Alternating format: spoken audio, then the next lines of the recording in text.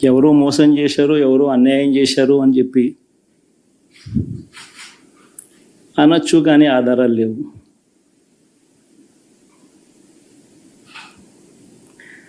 ఏం జరిగిందో దేవుడికి తెలుసు. పెద్ద నేనైతే చేయగలిగింది ఏమీ లేదు. ప్రజల తీర్పు తీసుకుంటాం, కానీ మంచి చేయడానికి మాత్రం ప్రజలకు తోడుగా ఖచ్చితంగా ఉంటాం.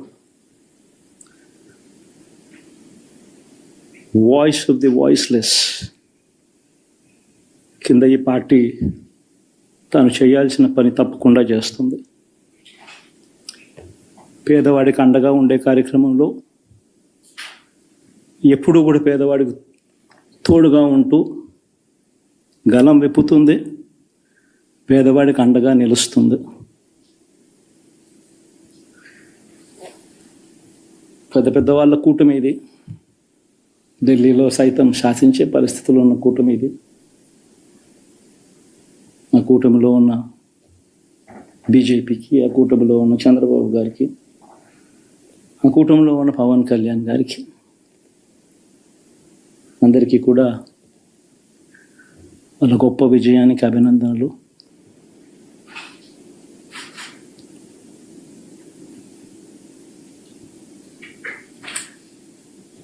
ఓడిపోయినా కూడా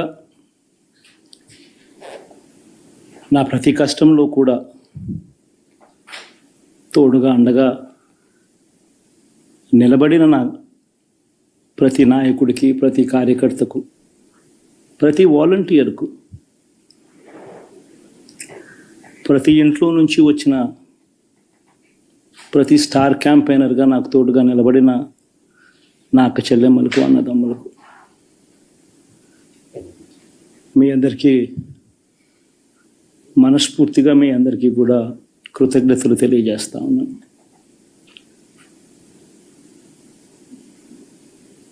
ఏం జరిగిందో తెలియదు, కానీ ఏమి చేసినా, ఎంత చేసినా ఇంకా 40% ఓటు బ్యాంకు మాత్రం తగ్గించలేకపోయారు. ఖచ్చితంగా మళ్ళీ ఇక్కడి నుంచి లేస్తాం.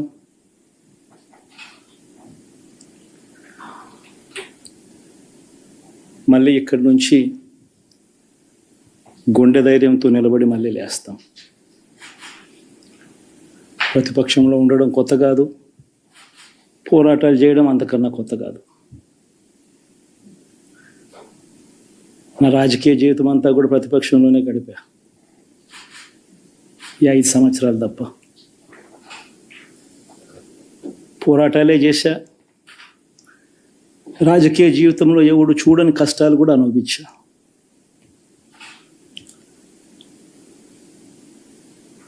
ఇప్పుడు అంతకన్నా కష్టాలు ఏదైనా పెట్టినా కూడా సిద్ధంగా ఉన్నాం, సిద్ధంగా ఎదుర్కొంటాం. ఆల్ ది వెరీ బెస్ట్ గవర్నమెంట్లోకి వచ్చిన వాళ్ళకు. Thank you.